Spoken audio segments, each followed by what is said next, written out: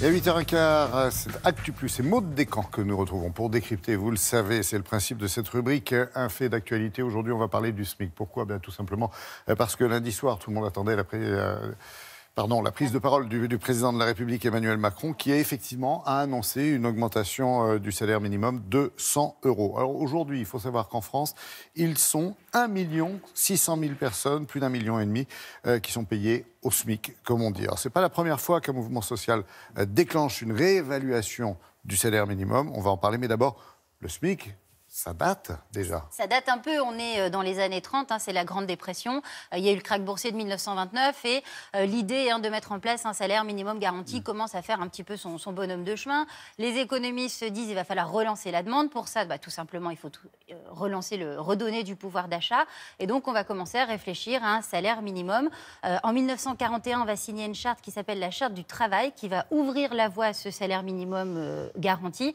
Et il va falloir attendre quand même 1950 pour que le SMIG, avec un G, donc le salaire minimum interprofessionnel garanti, fasse son apparition en France. Alors, il y a bien quelqu'un qui est à l'origine de ce SMIG et de ce SMIC. Exactement. Qui est le papa ? Le papa du SMIC, il s'appelle Paul Bacon. C'était un député MRP, Mouvement Républicain Populaire. Il a été aussi ministre plusieurs fois. Alors lui, il a d'abord mis en place le SMAG. Le SMAG, c'était pour les agriculteurs.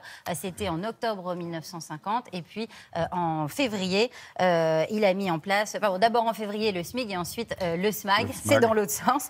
Donc, le salaire minimum garanti. C'est bon, ça passe. L'idée, je vous le disais, donc c'est évidemment de relancer la consommation. On est à la sortie de la guerre. Il faut aussi lutter contre la pauvreté. Et donc, le SMIC, ça donne quoi ? On va le regarder. C'est basé sur une semaine de 45 heures. Et le tarif horaire, c'est 78 francs. Il va y avoir un tarif différent pour Paris et pour la province. Et puis, en 1952, on va se rendre compte qu'il va falloir indexer finalement ce salaire sur quelque chose et on va l'indexer sur l'inflation, tout simplement. Sauf que ça ne suffit pas, Maude, et qu'arrive mai 68. Mai 68, évidemment.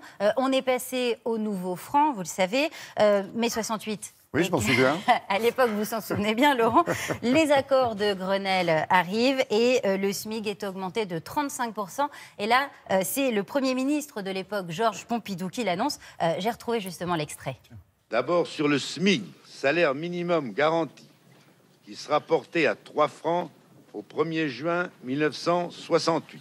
Voilà, alors on passe de 2 francs 20 à 3 francs, 35% d'augmentation. Mais ça ne suffit toujours pas. Et 2 ans plus tard, 1970, le SMIC va devenir le SMIC, donc le salaire minimum interprofessionnel de croissance, qui lui va être réévalué chaque année, tout simplement. Et si j'ai bonne mémoire, s'en suivent pas mal de réévaluations. Oui, alors il va y avoir pas mal de réévaluations, parce qu'il va y avoir, vous savez, les 2 chocs pétroliers, fin des années 70, puis les socialistes vont arriver au pouvoir, Mitterrand va geler tout ça, et finalement, il faut attendre 97 et 2005 pour qu'il y ait 2 fortes augmentations du SMIC. Et ce genre de salaire minimum, ça existe partout dans le monde ? Alors, rien qu'en Europe, par exemple, il n'y a que 22 pays qui ont un salaire minimum garanti, donc ça n'existe pas partout. Et il y a eu des réévaluations comme ça, après des gros mouvements sociaux, comme en France, en Chine ou au Maroc, par exemple. Donc on n'est pas les seuls.